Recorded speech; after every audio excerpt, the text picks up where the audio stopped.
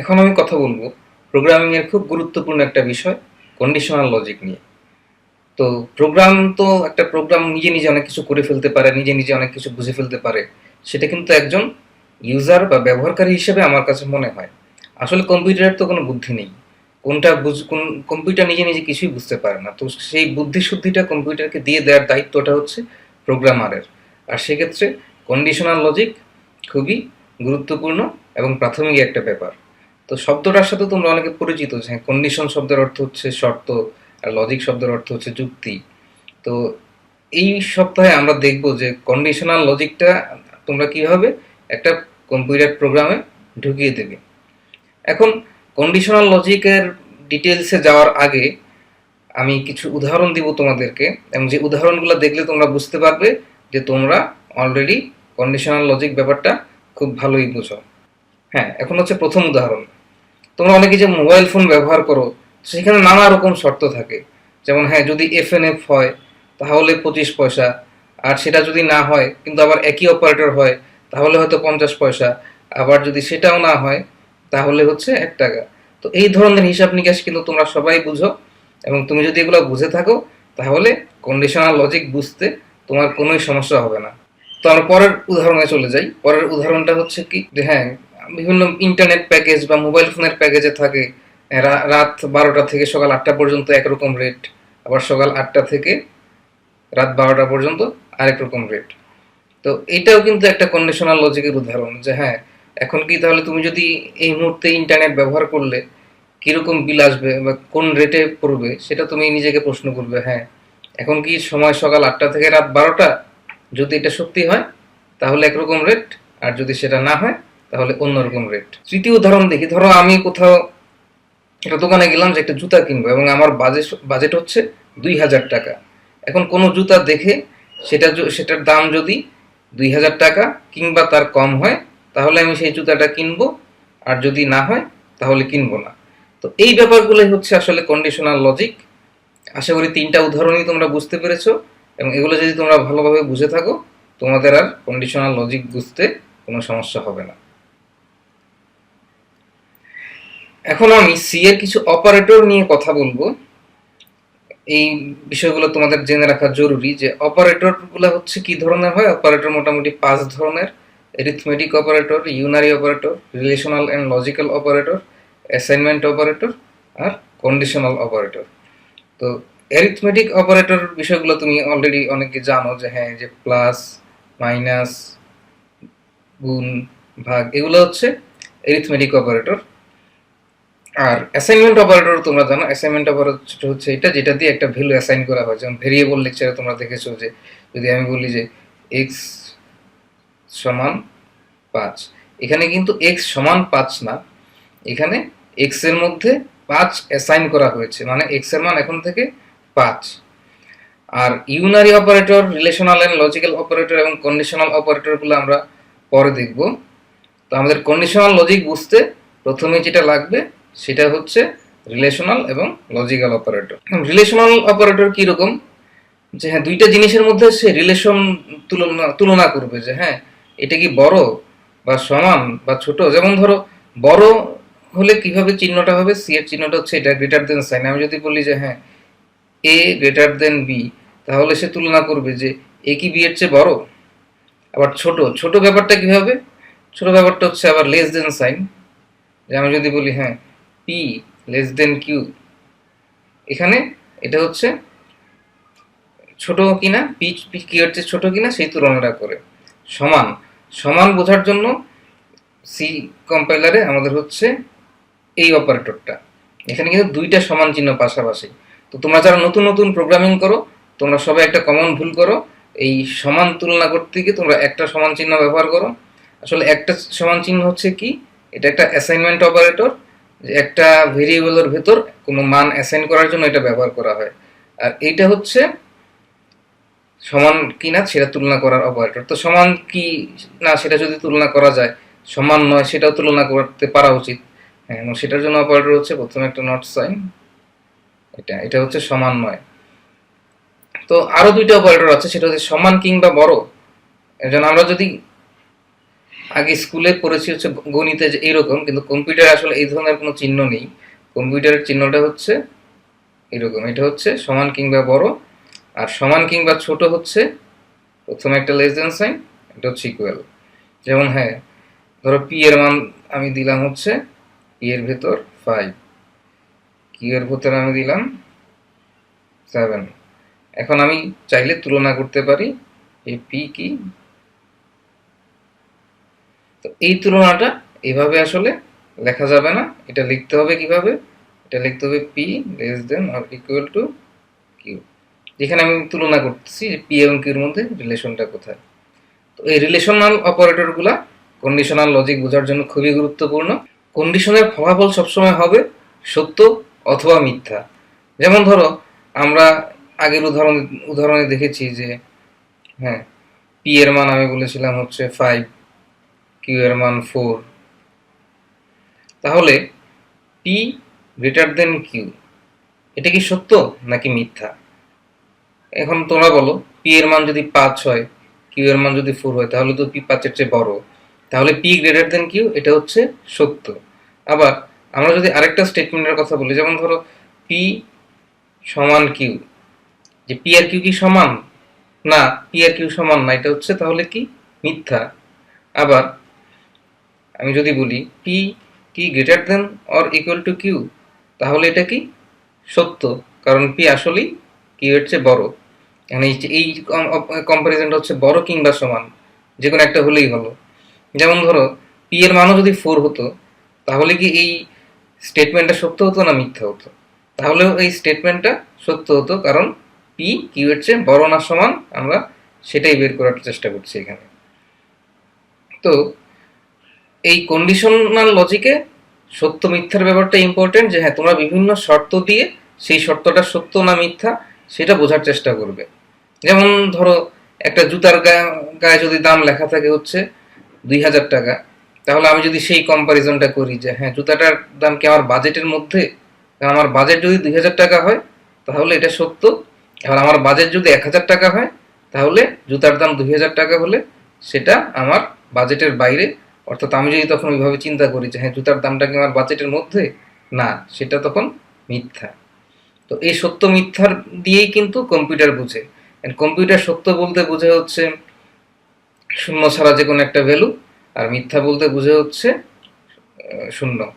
তো এখন তোমরা যে কন্ডিশনাল লজিকে আমরা আলটিমেটলি যে কোনো ব্যাপারকেই সত্য মিথ্যায় দিয়ে প্রকাশ করার চেষ্টা করব এবং সেভাবেই প্রোগ্রাম লিখব।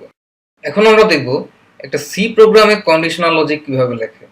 তো সিতে কন্ডিশনাল লজিক লেখে হচ্ছে ইফ দিয়ে, যে যদি এটা হয় তাহলে তুমি ইফ লিখবে। ইফ লেখার পর একটা ফার্স্ট ব্র্যাকেট, মানে দেখো ফার্স্ট ব্র্যাকেটের মধ্যে যে একটা এক্সপ্রেশন থাকবে, সেই এক্সপ্রেশনটা যদি সত্য হয় তাহলে এখানে সেকেন্ড ব্র্যাকেট দিয়ে শুরু করে সেকেন্ড ব্র্যাকেট দিয়ে শেষ, এখানে যেই ব্লক থাকবে, এখানে যে কোডগুলো থাকবে সেই কোডগুলো চলবে, রান করবে। আর এক্সপ্রেশনটা যদি মিথ্যা হয় তাহলে এই ভিতরের কোডগুলা রান করবে না। যেমন যদি হয় হ্যাঁ ইফ এন এর মান 0-র চেয়ে বড়, তাহলে ভিতরের কাজগুলো হবে, নইলে ভিতরের কাজগুলো হবে না। তো এইরকম আর কি।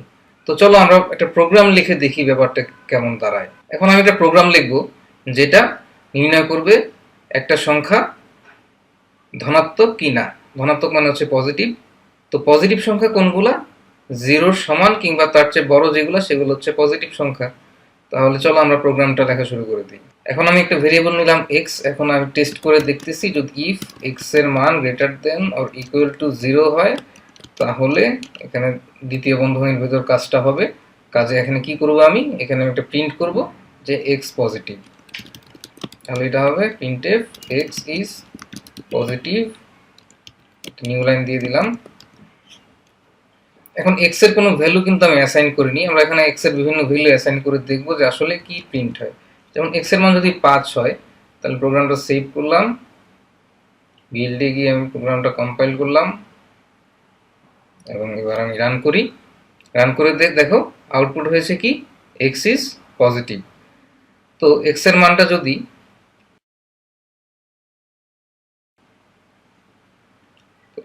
যদি আমার ধরো -8, এইরকম একটা সংখ্যা হতো, তাহলে আমি যদি প্রোগ্রামটা রান করি, এখানে প্রোগ্রাম রান করলে কোনো আউটপুটই আসে নাই। দেখো এখানে কিন্তু কোনো কিছুই নাই, যে আমি যে প্রিন্ট করতে চেয়েছিলাম এক্স ইজ পজিটিভ, সেই প্রিন্টটা এখানে হয়নি। আবার এক্স এর মান যদি আমি 0 অ্যাসাইন করি, এক্স এর মান 0 অ্যাসাইন করে প্রোগ্রামটা রান করলে তুমি আবার দেখো যে এক্স ইজ পজিটিভ, সেটা চলে এসেছে। তো এভাবে আমরা ইফ দিয়ে প্রোগ্রাম লিখতে পারি। যেমন ধরো এক্স যদি জোড় সংখ্যা না বেজোড় সংখ্যা, সেটা যদি আমি লিখতে চাইতাম, তাহলে আমার প্রোগ্রামটা কিরকম হতো। এখন জোড় সংখ্যা মানে কি, কোনো সংখ্যাকে যদি 2 দিয়ে ভাগ করলে ভাগশেষ 0 হয়, তাহলে সেটা হচ্ছে জোড় সংখ্যা। আর যদি সেটার ভাগশেষ 0 না হয়ে 1 হয়, তাহলে সেটা হচ্ছে বিজোড় সংখ্যা। তাহলে জোড় সংখ্যা হবে কি হবে, যদি এক্সকে যদি আমি 2 দিয়ে ভাগ করি, তাহলে ভাগশেষ, তো ভাগশেষ বের করার জন্য সিতে একটা অপারেটর আছে, এটাকে বলে মডুলাস অপারেটর। এক্স কে 2 দিয়ে মড করলে আমি ভাগশেষটা পাবো, এবং ভাগশেষটা যদি 0 সমান হয়, তাহলে আমি বলবো এক্স ইজ ইভেন, যে এক্স হচ্ছে একটা জোড় সংখ্যা। তো এখন দেখি আমার প্রোগ্রামটা কি বলে। দেখো 0 দিয়েছি, এজন্য বলেছে এক্স ইজ ইভেন। এখন এটা না হয়ে আমি যদি এখানে 0-র বদলে 9 দিই, তাহলে আমার প্রোগ্রামটা কি বলবে, আমার প্রোগ্রামটা কিছুই বলবে না। কারণ কি, কারণ হচ্ছে এই কন্ডিশনটা মিথ্যা হয়ে গেছে। এক্স কে 2 দিয়ে মড করলে আসলে হয়ে হচ্ছে 1, এবং 1 কি ইকুয়াল টু 0। এটা কিন্তু কিভাবে কাজ করে তোমরা আবার খেয়াল করো, যে প্রথমে এক্স কে 2 দিয়ে মড করা হলো, মড করলে একটা ভ্যালু পাওয়া যাবে 1, 1টা কি 0 সমান, হ্যাঁ অথবা না, সত্য অথবা মিথ্যা। তো 1 0 সমান, এটা হচ্ছে মিথ্যা, তাহলে এই দ্বিতীয় বন্ধনীর ভেতর যে কাজ, সেই কাজটা হবে না। এখন আমি কিন্তু চাইলে আরেকটা ভেরিয়েবল ব্যবহার করতে পারতাম এখানে সুবিধার জন্য। ধরো ইন্ট ওয়াই হচ্ছে ওয়াই সমান কত, এক্স মড 2, এবং এখানে ওয়াই দিয়ে কম্পেয়ার করতে পারতাম, তাহলে তোমাদের হয়তো অনেকের বুঝতে সুবিধা হবে। যেমন ধরো 10, এখন 10 হলে এক্স এর মান যদি 10 হয়, ওয়াই এর মান কত হবে, 10কে 2 দিয়ে ভাগ করলে যে ভাগশেষটা থাকে, 10কে 2 দিয়ে ভাগ করলে ভাগশেষ থাকে 0, তো ওয়াই এর মান হবে 0। 0 কি 0 সমান, হ্যাঁ, তো এক্স ইজ ইভেন। তাহলে আমি রান করি, রান করলে আমরা দেখব যে হ্যাঁ আমার আউটপুট এসেছে এক্স ইজ ইভেন, মানে এক্স হচ্ছে জোড় সংখ্যা। আর যদি এটা যদি 10 না হয়ে 11 হতো, তাহলে কিন্তু দেখো আবার স্ক্রিনে কোনো কিছু প্রিন্ট হচ্ছে না। প্রিন্ট না হওয়ার কারণ কি, প্রিন্ট না হওয়ার কারণ হচ্ছে 11কে 2 দিয়ে মড করলে ভাগশেষ থাকবে 1, ওয়াই এর মান হচ্ছে 1, 1 কি 0 সমান কিনা কম্পেয়ার করলে এটা হচ্ছে মিথ্যা, তাই ভিতরের কাজটা হবে না, রিটার্ন 0 হয়ে আমার প্রোগ্রামটা শেষ হয়ে যাবে। তো আমরা তো দেখেছি যে ইফের ভেতরে একটা কন্ডিশন দিব, মানে একটা এক্সপ্রেশন লিখবো, সেটা যদি সত্য হয় তাহলে ইফের ভেতরের ব্লকের কাজটা হবে, আর নইলে সেটা হবে না, পরের যদি কোনো কাজ থাকে সেটা হবে। এখন যদি এমন আমি চাই যে হ্যাঁ ইফের ভেতরের কন্ডিশনটা মিথ্যা হলে তখন আরেকটা কাজ হবে, তাহলে আমি ব্যবহার করব কি, এলস। যে ইফের ভেতর একটা এক্সপ্রেশন লিখবো, সেই এক্সপ্রেশনটা যদি সত্য হয়, তাহলে আমি এখানে যে স্টেটমেন্টগুলো লিখবো সেই কাজগুলো হবে। আর সেটা যদি মিথ্যা হয়, এই এক্সপ্রেশনটা যদি মিথ্যা হয়, তখন যে এলস লিখে, যে এলসের ভিতরে আমি যদি যে স্টেটমেন্টগুলো লিখবো সেই কাজগুলো হবে। তো আমরা যে প্রোগ্রামটা একটু আগে লিখেছিলাম যে হ্যাঁ এক্স এর মান যদি 2 দিয়ে ভাগ করলে সেটাকে ভাগশেষ 0 হয়, তাহলে সেটা হচ্ছে জোড় সংখ্যা। আর সেটা না হলে কি, সেটা না হলে তো সেটা একটা বেজোড় সংখ্যা। তো চলো আমরা এলসটা যোগ করে দিই আমাদের প্রোগ্রামে। তাহলে আমি লিখব, সাথে যোগ করব এলস, প্রিন্ট করব এক্স ইজ অড। তো এর আগে যেটা হচ্ছিল যে আমরা শুধু ইভেন হলে আউটপুট পাচ্ছিলাম, অড হলে কোনো আউটপুট পাচ্ছিলাম না। এখন এখানে প্রথমে দেখবে যে ভাগশেষটা সেটা কি 0 সমান কিনা। যদি সমান হয় আমি বলবো এক্স হচ্ছে ইভেন, আর যদি সমান না হয় তাহলে আমি বলবো এক্স হচ্ছে অড।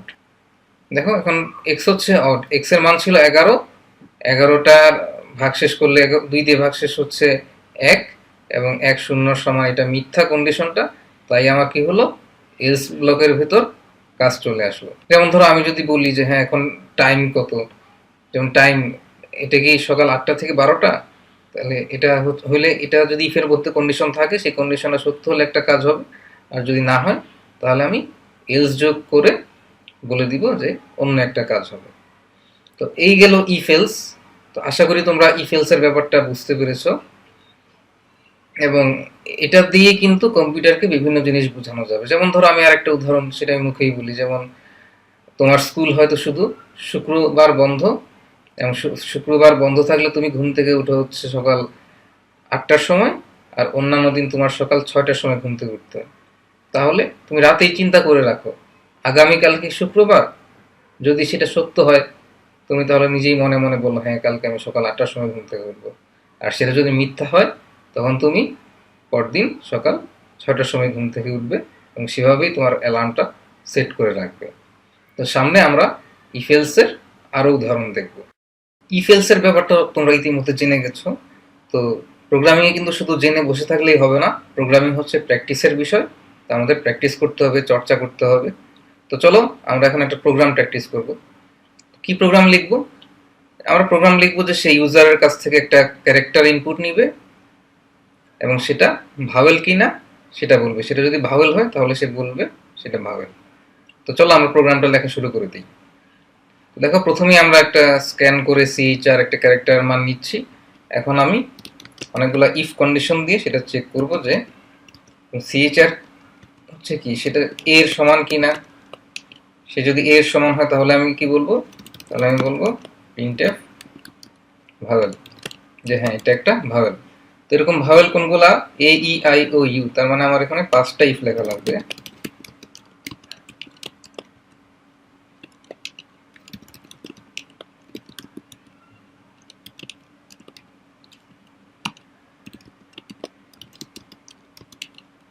লিখলাম আই এর সমান কিনা সেটা পরীক্ষা করি, সেটাও যদি সত্য হয় তাহলে প্রিন্টএফ ভাওয়েল।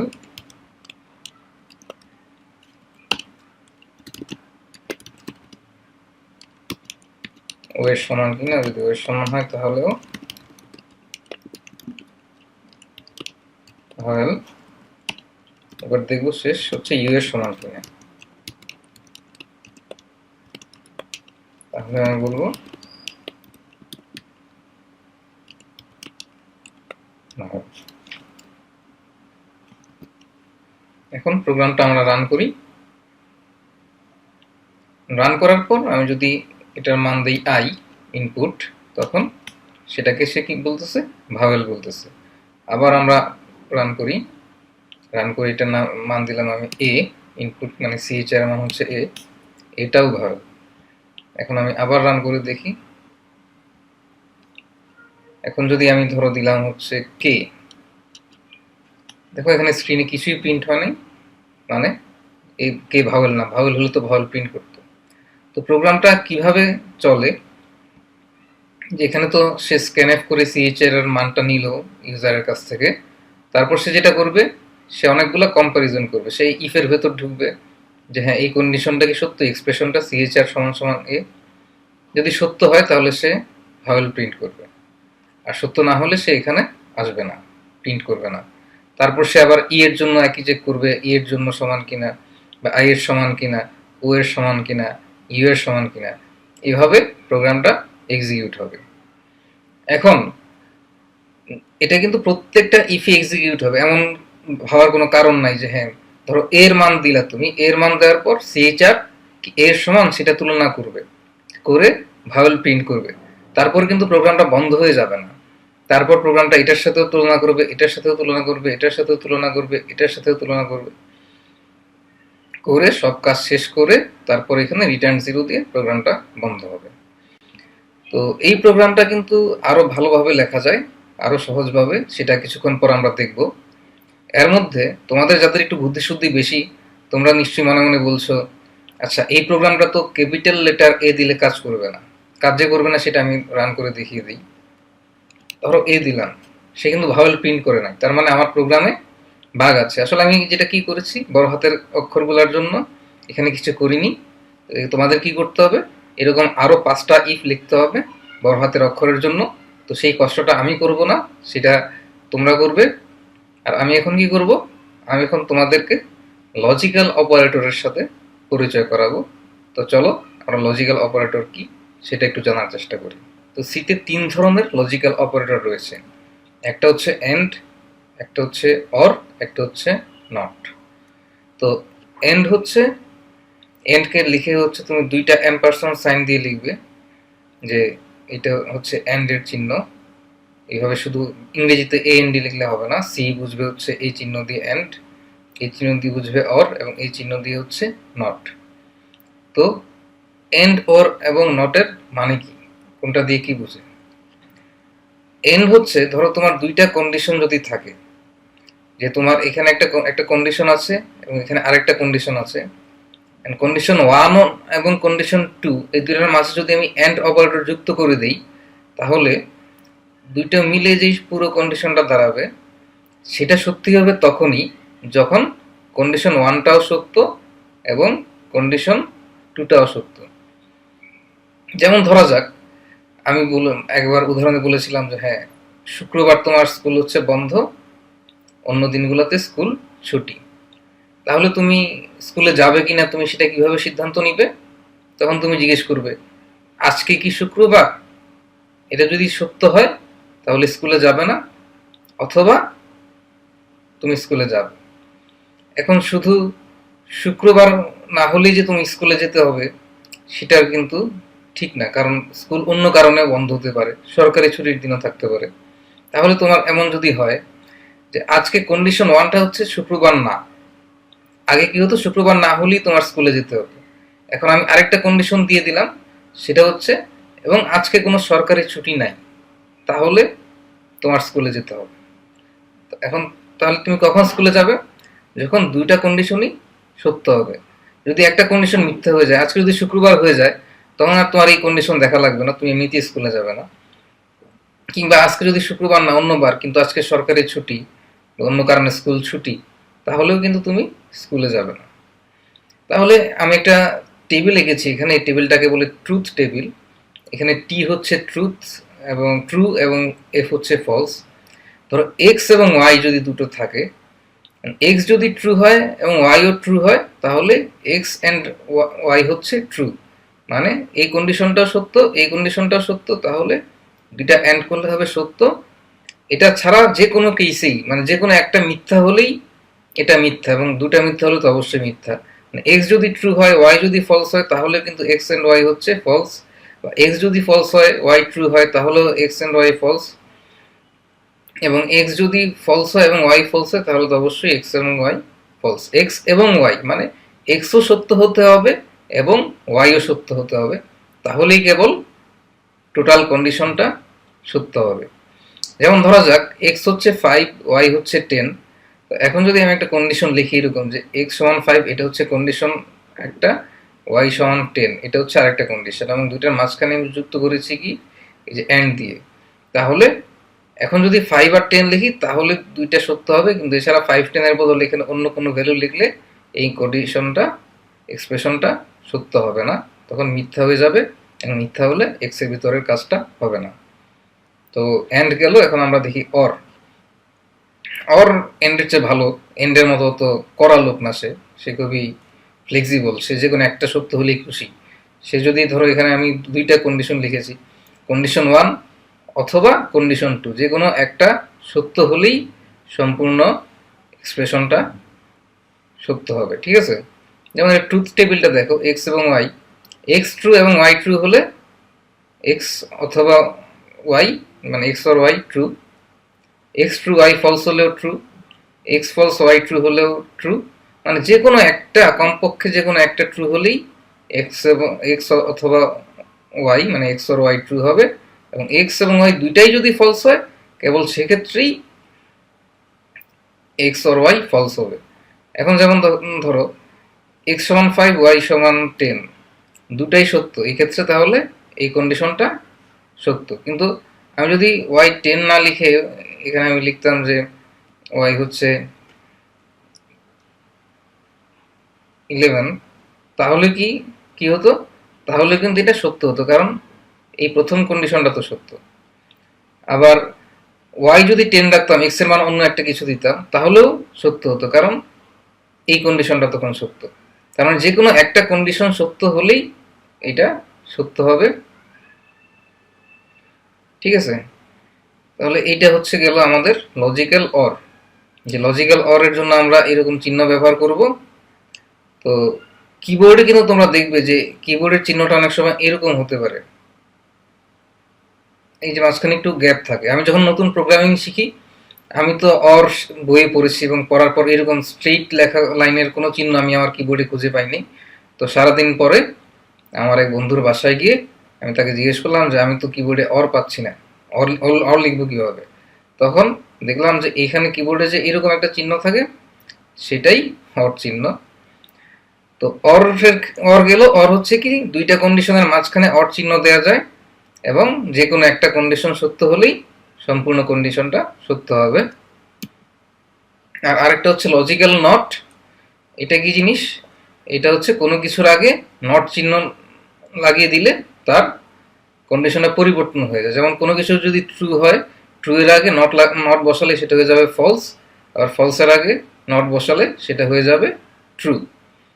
তো আমরা থিওরিগুলো দেখলাম, এবং তোমার যদি একটু মাথা ঘোরানোর কিছু নাই, আমরা যখন আরো কিছু উদাহরণ দেখব, প্রোগ্রাম করব, তখনই তোমার কাছে ব্যাপারটা পরিষ্কার হয়ে যাবে। আর যদি তোমার সময় থাকে তুমি ভিডিওটা আরেকবার দেখে ফেলো। তো একটু আগে যে আমি একটা প্রোগ্রাম লিখেছিলাম যে হ্যাঁ, এ ই আই ও ইউ এগুলা হলে হচ্ছে ভাওয়েল, তাহলে এখন এটাকে আমি আরেকটু সুন্দর করে কিভাবে লিখতে পারি? আমি এখন একটা ইফ ব্যবহার করেই এটা লিখতে পারি। চলো আমরা তাহলে একটা ইফ ব্যবহার করে কি লিখবো। আমি বাকি ইফগুলো মুছে দিলাম। যে যদি ক্যারেক্টারটা এ হয় অথবা ই হয় অথবা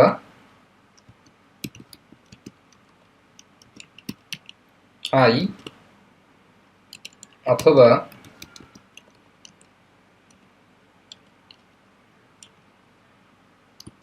অথবা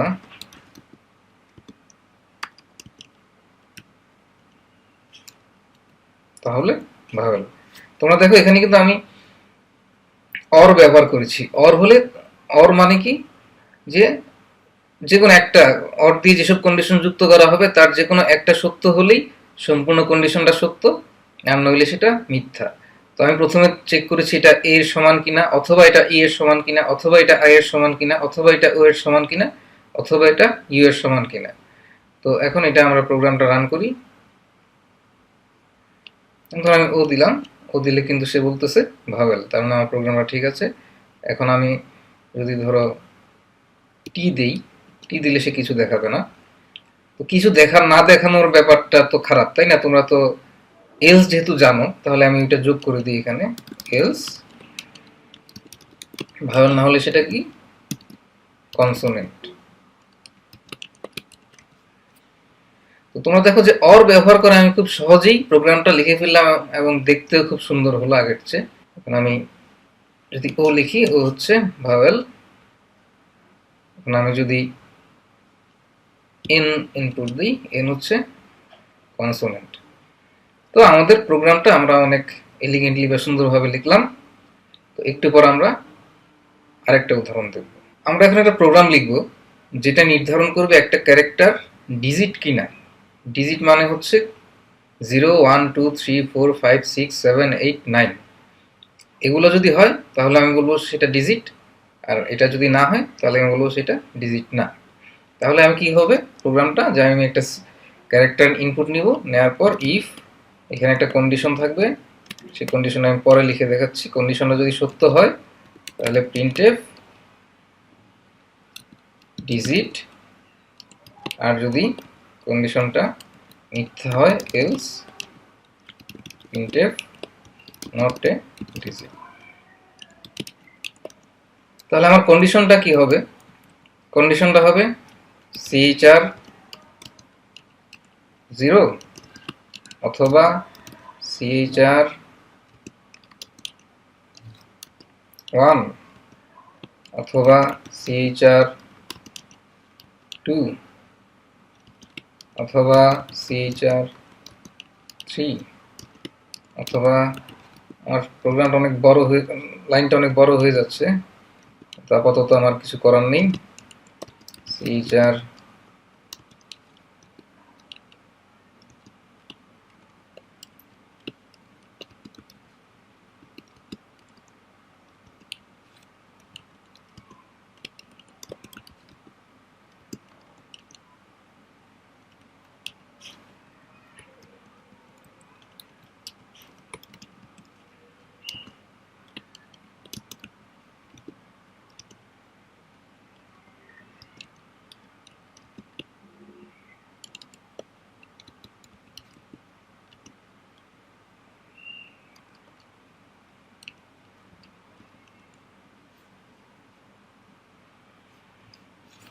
এখন দেখো আমি পরীক্ষা করছি CHR কি 0 যে অক্ষরটা সেটার সমান, অথবা CHR কি 1 এর সমান, অথবা 2 এর সমান, অথবা 3 এর সমান, অথবা 4 এর সমান, অথবা 5 কিংবা এইভাবে 9 পর্যন্ত আমি চেক করছি, এবং যে কোনো একটাই যদি সত্য হয় তখন সে বলবে এটা ডিজিট, আর যদি একটাও সত্য না হয় তখন সেটা এলস এর মধ্যে চলে আসবে, এসে বলবে যে এটা ডিজিট না।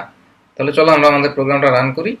যেমন ধরো পি নট এ ডিজিট, তার মানে পি একটা ডিজিট না। আবার আমরা রান করি, 7 হচ্ছে একটা ডিজিট। তো এখানে আমি অর ব্যবহার করেছি, নইলে আমার 10টা ইফ লেখা লাগতো। তোমরা যারা এন্ড মনে আছে তোমাদের, এখন তোমার মাথায় চলে আসবে যে এটা কি আরেকটু সহজে করা যায়, চিন্তা করে দেখো তো। 0 থেকে 9 পর্যন্ত, তাহলে কি আমি এভাবে বলতে পারি যে CHRটা যদি 0 সমান বা বড় হয় এবং 9 এর সমান বা ছোট হয়, তাহলে হ্যাঁ, তাহলে কিন্তু আমার কাজটা হয়ে যায়। তাহলে এই মাঝখানের এত কিছু আমার লেখার কোনো দরকার পড়বে না। আমি শুধু লিখব যে CHRটা 0 সমান কিনা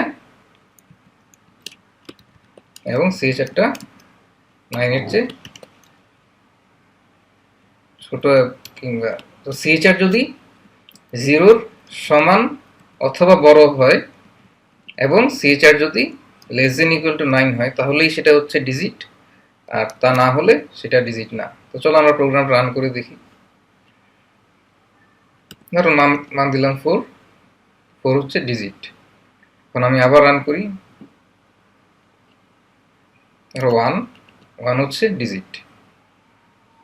তাহলে 4 দিলে কি হয়? 4 দিলে সে প্রথমে দেখে যে CHR কি 0 এর চেয়ে বড় অথবা সমান, তো 4 অক্ষরটা 0 এর চেয়ে বড়, হ্যাঁ, তার মানে এই কন্ডিশনটা সত্য।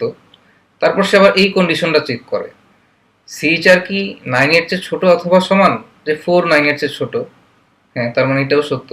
এবং দুইটাই যেহেতু সত্য হয়, তাই এখানে ডিজিটটা প্রিন্ট হয়। আর যদি দুইটা সত্য না হয় তাহলে নট এ ডিজিট প্রিন্ট হবে। যেমন ধরো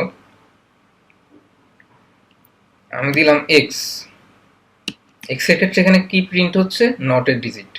কারণটা কি? প্রথমে দেখতেছে এক্স কি 0 অক্ষরটার চেয়ে বড় অথবা সমান, এক্স কিন্তু 0-র চেয়ে বড়।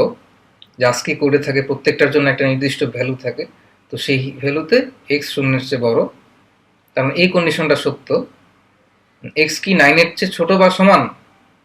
না, এক্স কিন্তু 9 এর চেয়েও বড়, তো সেজন্য এই কন্ডিশনটা মিথ্যা। তাহলে এই দুইটা অ্যান্ড করলে যেটা হলো সেটা হচ্ছে মিথ্যা, কারণ অ্যান্ড থাকলে তখনই সত্য হবে যখন সবগুলো কন্ডিশনই সত্য হবে, এটাও সত্য হবে এটাও সত্য হবে, তখনই সত্য। যেহেতু যে কোনো একটা মিথ্যা হয়ে গেল, তাহলে আমার এটা প্রিন্ট করবে কি? Not a digit.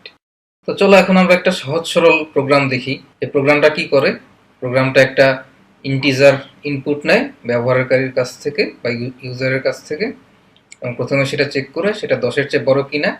যদি 10-এর চেয়ে বড় হয় তাহলে সে বলে যে এটা 10-এর চেয়ে বড়, এটা স্ক্রিনে প্রিন্ট করে।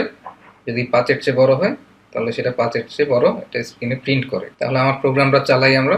এখন যদি সেটা হয় 50, তাহলে দেখো স্ক্রিনে প্রিন্ট হয়েছে 50 is greater than 10, 50 is greater than 5। সেটা ঠিক আছে, কারণ কিভাবে হয়েছে দেখো। প্রথমে সে চেক করবে 50 কি গ্রেটার দেন 10। হ্যাঁ, এটা সত্য। তাহলে প্রিন্টএফ 50 ইজ গ্রেটার দেন 10 এর ভ্যালুটা এটা সেটা প্রিন্ট করেছে। করার পর সে এই ইফের কন্ডিশনটা চেক করেছে যে 50 গ্রেটার দেন 5। হ্যাঁ, সেটা সত্য। তাহলে সে প্রিন্ট করেছে 50 ইজ গ্রেটার দেন 5, এবং এই প্রিন্টগুলো করার পর সে রিটার্ন 0 করে প্রোগ্রাম বন্ধ হয়ে গেছে। এখন আমি তোমাদেরকে আরেকটা জিনিসের সাথে পরিচয় করাবো, এটা হচ্ছে নেস্টেড ইফ এলস। যে আমরা তো ইফ শিখেছি এবং এলস ব্যবহার করাও শিখেছি, যে ইফের কন্ডিশনটা মিথ্যা হলে এলস কাজ করবে। এখন আমরা ইফ এলস ইফ এটা শিখব। তো এটা কিরকম?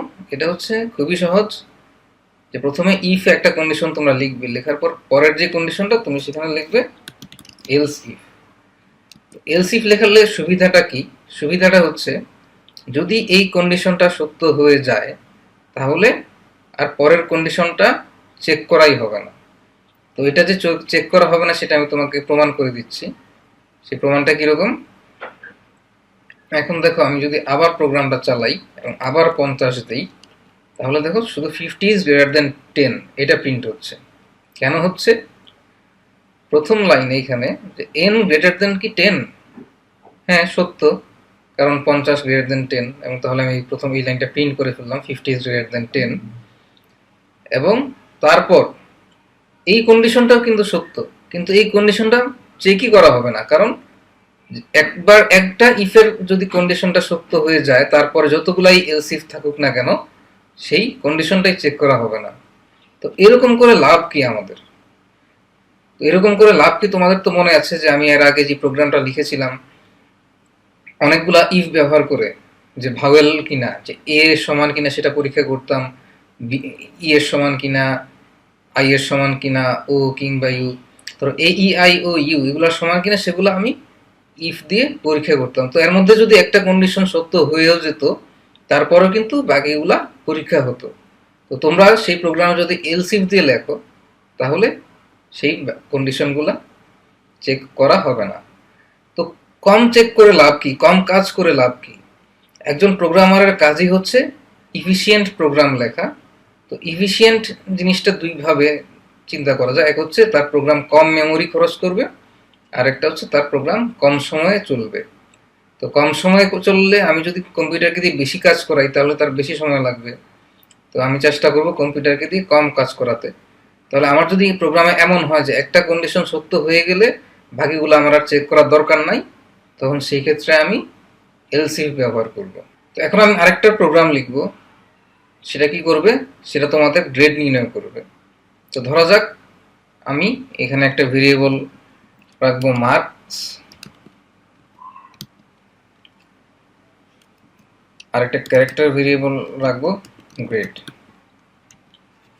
এখন আমি তোমার মার্কসটা তোমার কাছ থেকে ইনপুট নিব,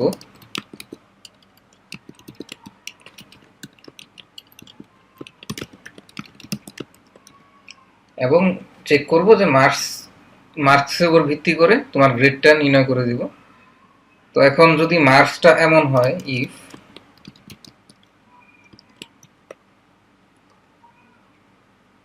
এইটির চেয়ে বড় হয়, তাহলে আমি বলবো হচ্ছে গ্রেড সমান এ প্লাস।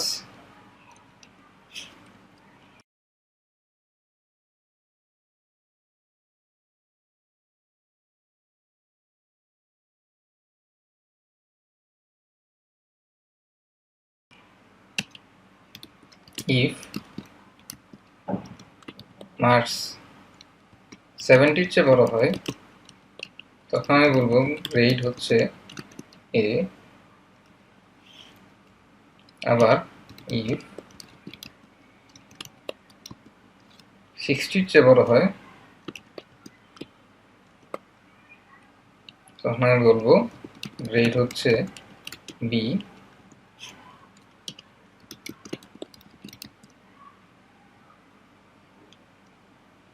ইফ মার্কসটা যদি আমার এমন হয় যে হ্যাঁ 50-র চেয়ে বড় অথবা সমান, তাহলে আমি বলবো গ্রেড হচ্ছে সি যদি মার্কসটা 40 বা তার চেয়ে বড় হয় তাহলে গ্রেড হবে ডি। আমি গ্রেডটা প্রিন্ট করি নাই, চলো আমি এখানে গ্রেডটা প্রিন্ট করে দিই।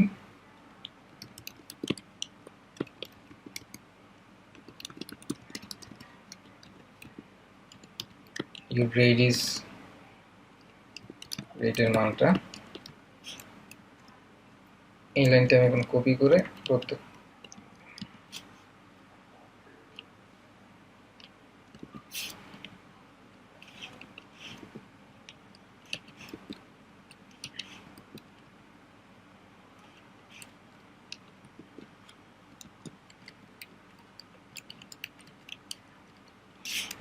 তো আমাদের প্রোগ্রামটা লেখা শেষ। প্রোগ্রামটা চালিয়ে দেখি কি হয়। ধরো আমি আমার মার্কস বললাম 70। কি আজব ব্যাপার, দেখো আমি 70 বলার পর বলি your grade is A, your grade is B, your grade is C. তো আমার প্রোগ্রামের মাথা খারাপ হয়ে গেছে, এখন তার মাথা ঠিক করতে হবে।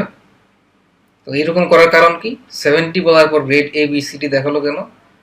দেখো আমি মার্কসটা নিয়েছি এখানে, তারপর মার্কস পরীক্ষা করেছি 80-র চেয়ে বড় অথবা সমান, এটা মিথ্যা, তাহলে আর এ প্লাসটা দেখালো না। তারপর ইফ দিয়েছি মার্কস কি 70-এর চেয়ে বড় অথবা সমান, হ্যাঁ এখানে তাহলে আমি যেহেতু মার্কসটা 70 সেটা সমান, তাহলে গ্রেড হচ্ছে এ, এখানে প্রিন্ট হবে ইউর গ্রেড ইজ এ। তারপর আবার চেক করতেছে মার্কসটা কি 60-এর চেয়ে বড় কিংবা সমান, হ্যাঁ এটাও সত্য, তাহলে গ্রেড হচ্ছে বি, আবার গ্রেড বি। তো আসলে তো আমার যদি এ গ্রেড পেয়ে যাই তাহলে তো আমার বি সি ডি এসব চেক করা দরকার নেই। তো এজন্যই এখানে তোমাদের কি কাজে লাগবে, এখন এখানে তোমার কাজে লাগবে হচ্ছে else if, nested if else. ওই যে সেটা মনে আছে একটু আগে তোমাদেরকে যেটা দেখালাম আমি, এলস। এলস ব্যবহার করলে সুবিধা হবে যে একটা ইফ যদি সত্য হয়ে যায় তো পরের কোনো এলস ইফ কিংবা এলস এর কন্ডিশন চেকই করা হবে না, যে হ্যাঁ মার্কস কি গ্রেটার দেন 50 এলস। আর যদি 40ও না হয় তাহলে আমি একটা প্রিন্ট করে দিই your grade is F। তাহলে এখন আমার প্রোগ্রামটা কি করবে, যে কোনো একটা ইফের ভেতর কন্ডিশনটা সত্য হলেই সে আর বাকি এলস ইফের কন্ডিশনটা চেক করবে না, এবং এই এলস এর কাজটাও সে করবে না। যখন আমি প্রোগ্রামটা চালাই, এখন দেখো এখন যদি আমি 70 দেই তখন সে বলতেছে ইউর গ্রেড ইজ এ। তার মানে এলস ইফটা কিন্তু আমাদের কাজে লাগে, আমরা শুধু শুধু শিখি না এই ব্যাপারটা। এখন আমি যদি বলি আমার নাম্বার হচ্ছে 10, তখন ইউর গ্রেড ইজ এফ। তো আমরা এলস ইফের ব্যবহার দেখলাম। তো আশা করি তোমরা এলস ইফ ব্যাপারটা ভালোভাবেই এখন বুঝতে পেরেছো, এবং এই সপ্তাহের অ্যাসাইনমেন্টগুলা করতেও তোমাদের কোনো সমস্যা হবে না। এখন আমরা একটা মজার জিনিস শিখব, সেটা হচ্ছে ফ্লো চার্ট। ফ্লো চার্ট কি? ফ্লো চার্ট হচ্ছে এক ধরনের ছবি যেটা কোনো একটা প্রবলেম সলভ করার যে স্টেপ সেগুলো আমাদেরকে বুঝতে সাহায্য করে। তুমি যদি ফ্লো চার্ট আঁকো, তোমার ফ্লো চার্টটা দেখে আরেকজন বুঝতে পারবে যে তুমি এই প্রবলেমটা কিভাবে সলভ করেছো। তো চলো শুরুতেই আমরা একটা ফ্লো চার্টের উদাহরণ দেখি। তো স্ক্রিনে তোমরা যেটা দেখতে পাচ্ছ এই ছবিটা উইকিপিডিয়া থেকে নেয়া। তো এখানে দেখো যে একটা প্রবলেমটাকে বিভিন্ন স্টেপে ভেঙে কাজ করা হয়েছে। যেমন ধরো তোমার লাইট কাজ করতেছে না, যে তোমার প্রবলেমটা কি, ল্যাম্প ডাজন্ট ওয়ার্ক। তো ঠিক আছে, তাহলে ল্যাম্প ডাজন্ট ওয়ার্কের তোমার পরের কাজটা কি? তখন তুমি দেখবে যে ল্যাম্প কি প্লাগড ইন, মানে তোমার লাইটটা কি সুইচ অন করা আছে। এটা হচ্ছে কিন্তু একটা কন্ডিশন। কিছুক্ষণ আগে যেমন আমরা কন্ডিশনাল স্টেটমেন্ট দেখেছি, এটা হচ্ছে কন্ডিশন। কন্ডিশনটা ট্রু হতে পারে, ফলস হতে পারে। এখানে ট্রু ফলসের বদলে ইয়েস নো ব্যবহার করা হয়েছে। এটা ইয়েসও হতে পারে, নো হতে পারে। যদি ল্যাম্প প্লাগড ইন না থাকে তাহলে নো, নো করার পর কি হবে, প্লাগ ইন ল্যাম্প। যদি প্লাগ ইন না থাকে তাহলে তুমি প্লাগ ইন করে ফেলো। আর যদি প্লাগ ইন করা থাকে যে না হ্যাঁ তোমার সুইচ অন করা আছে, তাহলে ইয়েস হলে তুমি দেখো পরবর্তীতে আরেকটা চেক করতে হবে। এখানে কি কন্ডিশন, বাল্ব বার্ন আউট। তুমি এখন বাল্বটা খুলে পরীক্ষা করবে যে বাল্বটা জ্বলে গিয়েছে কিনা।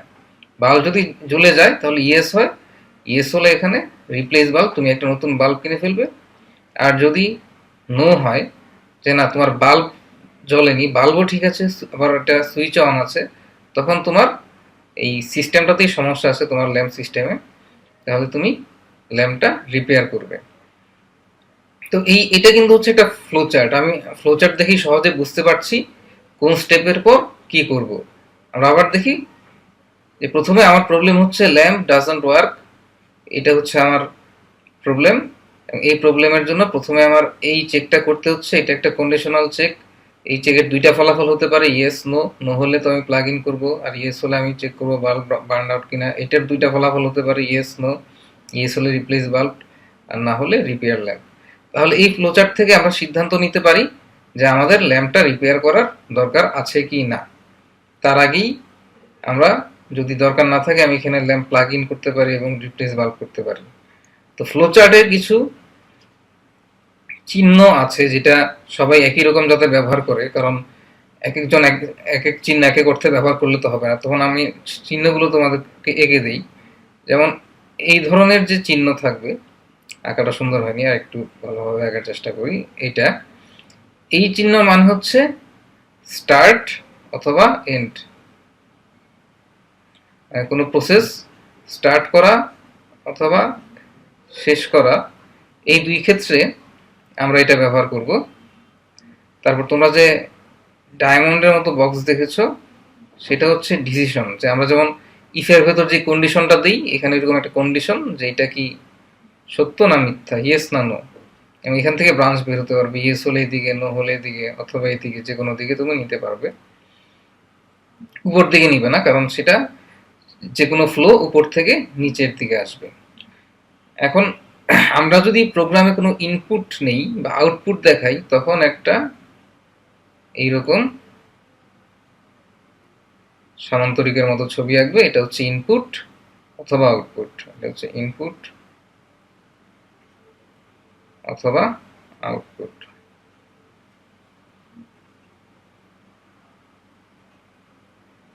এটা হচ্ছে ইনপুট অথবা আউটপুট। আরেকটা হচ্ছে যদি কোনো নির্দিষ্ট কাজ করা বোঝায় প্রসেস, তখন এটা হচ্ছে একেবারে আয়তক্ষেত্র।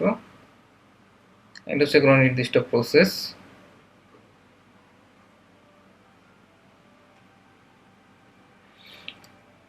আর এই ধরনের লাইন দিয়ে হচ্ছে আমরা কানেক্ট করব, স্ট্রেট লাইন, এরকম লাইন, এরকম লাইন। এই লাইন দিয়ে, যেমন ধরো স্টার্ট থেকে যদি আমি ইনপুট নিই, আমি হয়তো এখানে এইভাবে একটা লাইন টেনে কানেক্ট করব। তোমরা ফ্লোচার্টের চিহ্নগুলো দেখলে। তো চলো এখন আমরা একটা ফ্লোচার্ট দেখি, যেটা আমরা কিছুক্ষণ আগে, এই সপ্তাহে আগে একটা লেকচারে দেখেছিলাম, যে একটা সংখ্যা ইভেন না অড সেটা নির্ণয় করার প্রোগ্রাম। তো সেটার ফ্লোচার্ট যদি আমরা আঁকি, তো এই ফ্লোচার্টটা কিরকম হবে সেটা আমরা এখান থেকে দেখতে পারি। এখানে প্রথমে আমার আছে স্টার্ট, যে প্রোগ্রাম, আমার প্রসেসটা স্টার্ট হলো। স্টার্ট হওয়ার পর আমি কি করব, একটা এন ইনপুট নিব। এন হচ্ছে একটা সংখ্যা, এই এনটা আমি ইউজারের কাছ থেকে ইনপুট নিব। ইনপুট নেওয়ার পর অ্যারো দিয়ে আমি পরের প্রসেসে যাব। পরের প্রসেসটা কি, এন মড 2 সমান 0 কি না, এটা আমি প্রশ্ন করলাম। মানে এই কন্ডিশনটা চেক করলাম যে এন কে 2 দিয়ে ভাগ করলে ভাগশেষটা শূন্য কিনা। ভাগশেষ যদি শূন্য কিনা, এটার দুইটা আউটপুট হতে পারে, একটা হচ্ছে ইয়েস আর একটা হচ্ছে নো। যদি নো হয় তাহলে সেটা হচ্ছে অড নাম্বার, তখন আমি স্ক্রিনে প্রিন্ট করে দিচ্ছি এরকম সামান্তরিক আকার, মানে হচ্ছে ইনপুট অথবা আউটপুট। তো এখানে হচ্ছে এটা আউটপুট, যে আমি প্রিন্ট করতেছি কি এন ইজ অড।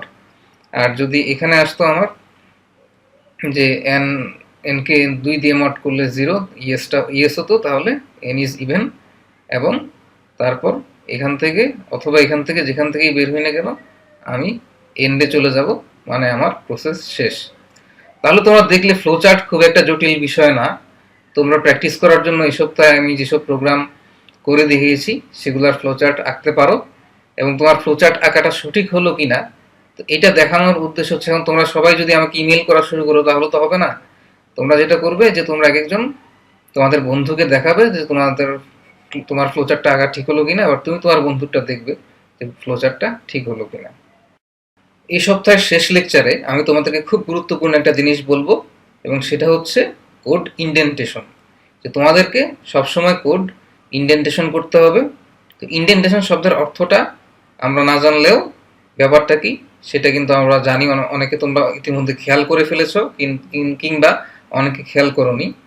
তো তোমরা দেখো যে আমি একটা প্রোগ্রামে চলে যাই, ওই যে গ্রেড নির্ণয়ের প্রোগ্রামটা কিন্তু আমি এভাবে লিখতে পারি, এবং এখানে এভাবে লেখার পর প্রোগ্রামটা আমি রান করতে পারি।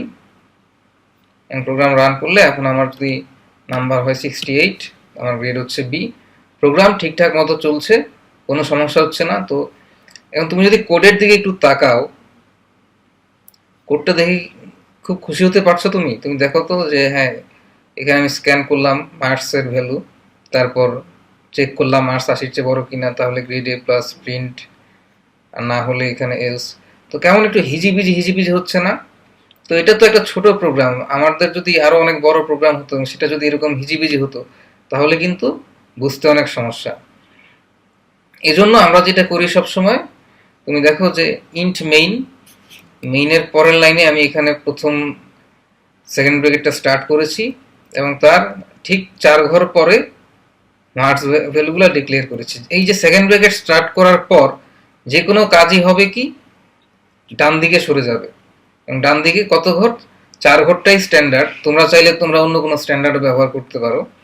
তো এটা তুমি কোথায় করবে? তুমি দেখো, তুমি যদি সেটিংসে যাও, সেটিংসে গেলে সেটিংসে একটা আছে এডিটরে ক্লিক করবে। এবং এডিটরে ক্লিক করলে যে উইন্ডোটা আসলো, সেখানে দেখো যে ট্যাব অপশনস, ট্যাব ইনডেন্টস তুমি চেক করে দিবে, এবং ট্যাব সাইজ ইন স্পেসেস, আসলে ট্যাব ক্যারেক্টার এবং স্পেস ক্যারেক্টার আলাদা। তো প্রতিটা ট্যাবের বদলে 4টা স্পেস ব্যবহার করলেই ভালো, তুমি সেটা 4 সেট করে দিবে। এবং তুমি চাইলে এখানে অটো ইন্ডেন্ট করতে পারো, যাতে তোমার প্রতি লাইনে ইন্ডেন্ট করতে না হয়, তোমার কম্পাইলার নিজে করে দিবে, কারণ কোড ব্লকস একটা স্মার্ট আইডি। তো এটা আমি যদি ওকে করে দিই, তুমি দেখো যে ইন্ট মেইনের পর আমি যদি এখানে প্রথমে এন্টার চাপি, আমার কিন্তু 4 ঘর এখানেই শুরু হয়ে গেছে। তো এখানেই তুমি লিখতে পারবে। তাহলে এই কোডটাকে আমরা ঠিক করি, চলো। তাহলে স্ক্যানএফটা হবে 1 ঘরের দিকে, ইফটা হবে এখানে। এখন এরপরের সেকেন্ড ব্র্যাকেট তুমি এখানেও শুরু করতে পারো, বা তার পরের লাইনেও শুরু করতে পারো। তো আমি এখানেই শুরু করলাম। তারপর গ্রেডটা হবে কি এখানে, কারণ সেকেন্ড ব্র্যাকেট শুরু হওয়ার পর সবগুলো আবার 1 ঘর, মানে 1 ইন্ডেন্ট তোমার ডান দিকে সরবে। প্রিন্টএফটা এখানে। আবার যদি প্রিন্টএফের পর দেখো আমি সেকেন্ড ব্র্যাকেট শেষ করে দিচ্ছি, তখন সেটা আবার আমার 4 ঘর বা আমি এসে সেটা আমি সেকেন্ড ব্র্যাকেট শেষ করব। তারপর এলস ইফ, এটা ঠিক আছে। তো এখানে আমার শুধু একটা এক্সট্রা লাইন দরকার নাই, আমি এটা উপরে নিয়ে যাব, এটা পরের লাইনে নিয়ে আসবো। এখানে দেখো একটা লাইনে চাইলে কিন্তু আমরা একাধিক স্টেটমেন্ট লিখতে পারি, কিন্তু সেটা মোটেও ভালো প্র্যাকটিস না। আমরা এক লাইনে একটা স্টেটমেন্টই লিখব।